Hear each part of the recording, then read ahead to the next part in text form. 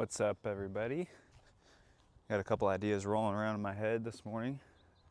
Nice Sunday morning. About to go to church here soon. Been writing a lot about quantity and quality and the relationship between the two. Actually, if you think about the word relationship, the relate part, relative, relation, the entire thing means to carry back. So you can think of it like a echolocation system.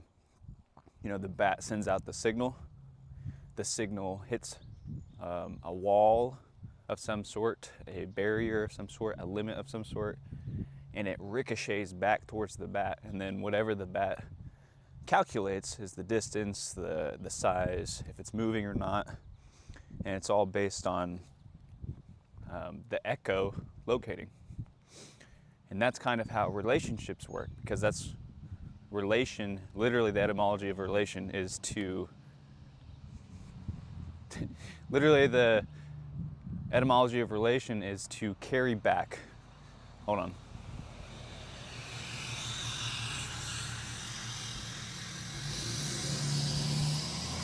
Obnoxious.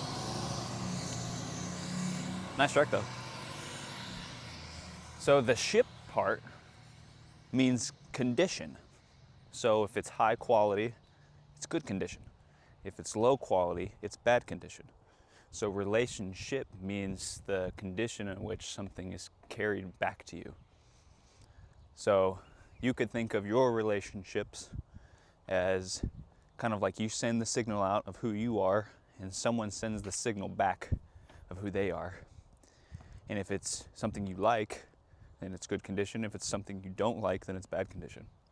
So then you would say, okay, well, what makes something high quality, good condition? And my definition that I've come up with for that is the thing that makes something good condition is trusting it to fulfill its purpose. And so what I mean is you expect something from someone or something. It has a specific purpose in your life, a specific role it has to play. And if it doesn't fulfill whatever that purpose is, which is relative to you, that's why it's relation, then it's not in good condition. So trusting it to do that is the main key. Because when you trust something, you lean on it, you share your weight with it. You know, we all have things that we like, dislike, desire, don't desire. And when you trust something, you give the weight of your world to somebody else or something else in hopes that it'll help hold some of that, make life a little bit easier. And so if you're trusting something to fulfill its purpose, then you have to look at what the purpose is. So for instance, you could say the purpose of a friend is to help you progress, right? If you think about what makes a good friend versus a bad friend, it's do they help you move forward? So this could be like through good advice or being a understanding and listening, giving you gifts. All these things help you propel. And then if you think what a bad friend is, it would be the opposite of that. When you say something good has happened, they tear it down. When you say something bad has happened, they one-up you or tell you to get over it. There's this constant one-upmanship, constantly undermining you. They don't just not help you progress, but they actually actively work against you. And so if the purpose of a friend is to help you progress, and you can't trust them to fulfill that purpose, then they're not a high quality friend, because you gave them the weight to fulfill whatever the purpose was, and they dropped it. Right? That'd be like leaning on a chair. The purpose of a chair is to enable you to sit and find rest. You trusted it, you gave it your weight, the leg breaks, you fall, and now your butt hurt, right? And then you say, oh, that's a crappy chair. It's a low quality chair. Why? Its only purpose was to make sure that you did not fall. And you did. So it's a low quality, it didn't fulfill its purpose. You can't trust it anymore. So it's much easier when you're thinking of quality and quantity to figure out what the purpose is, and then say, okay, the frame is how the purpose is expressed. So this is actually quite interesting. So when we think of essence, lots of people like to compare and contrast, and it's effective to a certain degree, but you waste a lot of time doing it. If you want to find the essence of something, it's much easier just to look at what the intention behind it was. What's the purpose behind it? So for instance, the difference between a hairdryer and a leaf blower is what? I mean, just think about it for a second. You could say the shape, you could say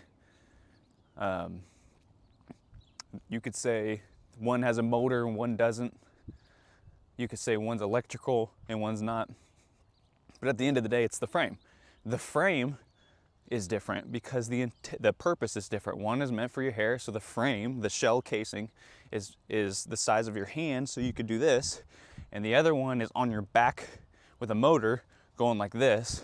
And it's because the purpose is different. One is meant for blowing leaves and one is meant for blowing your hair. So the frame of the actual leaf blower versus the hair dryer is different. And then you just, whether it's a motor or not, you just fit the rest in there. Because you could definitely, it wouldn't be ideal, but you could make a hair dryer that was motor powered and it would still be a hair dryer. So like, then you would think of something like a chair. What's the difference between a chair and a couch? Because like there's many different types of chairs, different colors, different textures, different sizes, different comfort levels, but you still at the end of the day know it's a chair. And same thing for a couch. Different sizes, different textures, different comfort levels, different colors, different shapes, but you still know it's a couch. So if all those things can change, how do you know the difference between a chair and a couch? Well, it's because the purpose of a chair is to seat one person, no matter what that looks or feels like.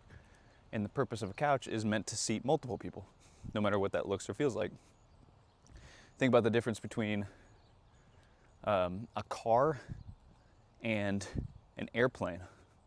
It's like those are obviously different, but why? They're both transportation vehicles, and for multiple people. It's like you would think that they would be similar, and they kind of are. They have a cab with seats. They're going from point A to point B. And the difference is the purpose. One is to get maybe across town conveniently, and the other is to get across the country conveniently. And so the method or the frame in which the transportation is expressed looks different. How do you get across the country in a couple hours? You fly. It has wings. It doesn't have wheels. And so this also works with marketing.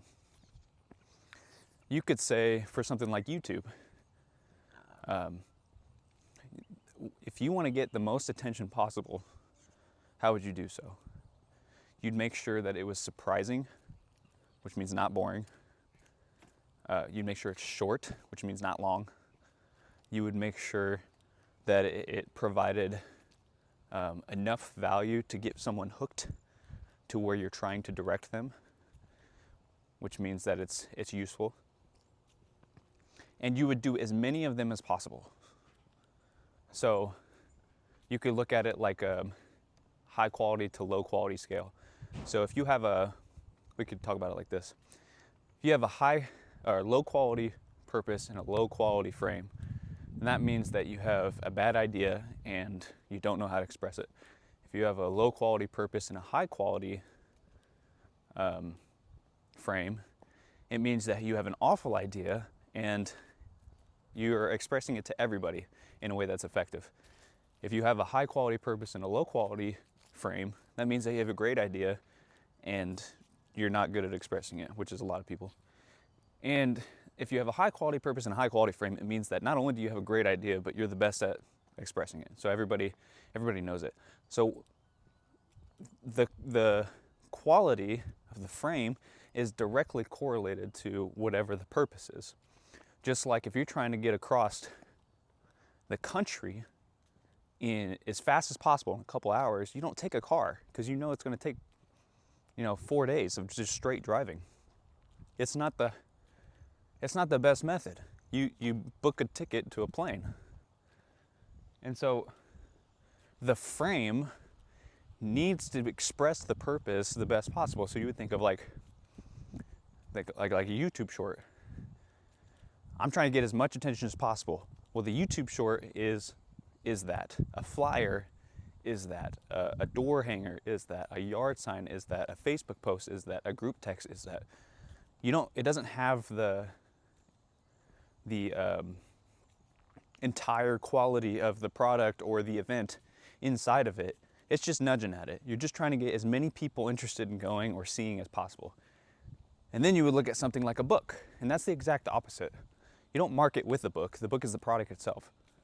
And so all of the value, beginning to end, as much depth as needed, highest quality possible frame for solving the problem goes into the book.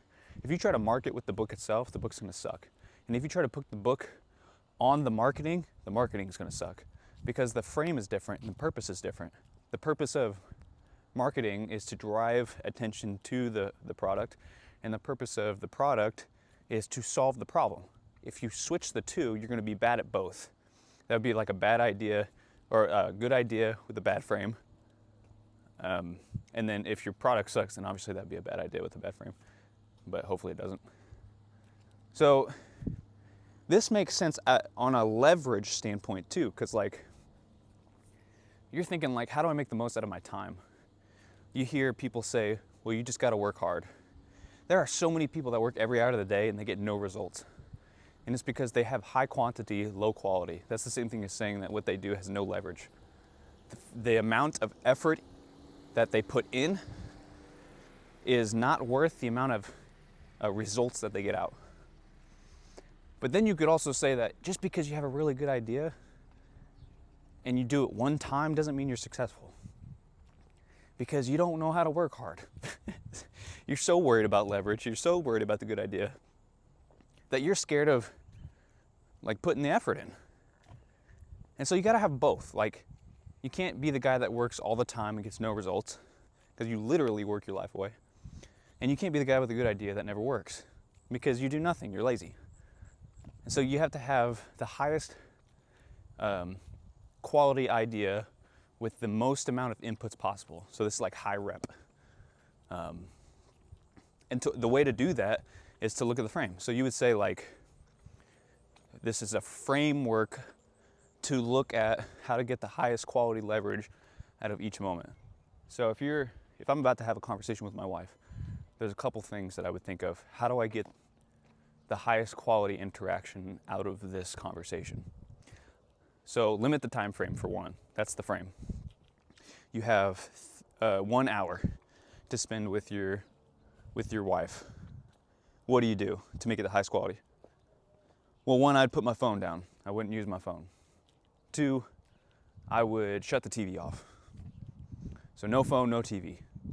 I would sit directly across from her and I would ask her questions about how she feels and how she thinks about things that are going on in her life. And I would actively listen, and I would respond with thoughtful, curated answers that push the conversation forward into places that interested me and I know that she felt like she wanted to talk about. And I would do that for the entire hour. And I'm pretty sure that she would walk away feeling understood, valued, seen. Her cup would be a little bit more filled than it was, because she knows that I took the time to pay attention to her, and I actually paid attention to her. I didn't like half pay attention to her. I was 110% in. So then you could think, okay, well, if that's what I would do if I only had 1 hour, that's the quality. Why wouldn't I just smash the rep button as many times as possible on that? Just only do that. Just instead of doing it for 1 hour, do it for 5 hours. It's like, she'll love you so much, she'll tell you to leave. She's like, I've had enough. I need a break, dude. Like, go do whatever you want. But instead, we do quantity over quality, and we sit in the same room for 5 hours with the TV on and our phones in our faces, and we don't talk very much. And if we do, it's about nothing. And we smash Cheetos, and then you wonder why she feels disconnected from you. It's like large quantity, low quality. You wasted your time. So the idea between quantity and quality is huge. Like, you need the quantity because otherwise you're lazy and you're not going to get anything done. But if you only have the quantity, you're doing all the wrong stuff and you're wasting your time anyway. So figure out what the highest leverage opportunity is, and that'll give you the highest, and do it as many times as possible. So figure out what the highest leverage opportunity is and do it as many times as possible from sun up to sundown, and then you'll have a good relationship with whether it's a person or a thing. Because again, relation is to carry back. That's the quantity. How many times are you interacting with something? How many times do you run into it? And then the condition is the ship. So it says to carry back condition. If it's high quality, you carry back a good relationship. If it's low quality, you carry back a bad relationship. And so seriously, like, in each area of your life, whether it's finances, exercising, so health, relationships with literal people, think about what's the purpose of this thing in my life, and what's the highest leverage frame in which this can be expressed. If I only had 30 minutes to do this, what would give me the most quality, get the most quality out of it? And then instead of doing that for 30 minutes, do it as many times as possible in that way. And that's how you ensure that your input to output ratio is high, right? Because nobody likes wasting time. And nobody likes putting in effort on something that doesn't work. So whether you lean to quality, low quantity, or quantity, low quality, like, this will even you out because you know how to make the best of your time on the proper things, right? And you'll know what relationships serve you because now you know the lens to see at which condition it is. And you'll also know what relationships don't serve you, and you need to cut those off. Like, seriously, because we only have a limited amount of time. And so maintaining bad relationships is literally not serving anybody. They can go have a bad relationship with people who want bad relationships. They don't have to, waste time on you, and you don't have to waste time on them either. Okay. I'm running up on the end of my walk here, but I'm about to go to church, praise God, literally, and I'm going to keep thinking and writing about these things. And I got a book coming out. I don't have the exact date yet, but this is what all my thoughts and stuff have been coming towards. And the more that I think about it, the more that I write, the better the answer. And so, if you enjoy these things that I talk about, they're going to be in the book. They might help. They've helped me, that's for sure. So, all right, stay tuned.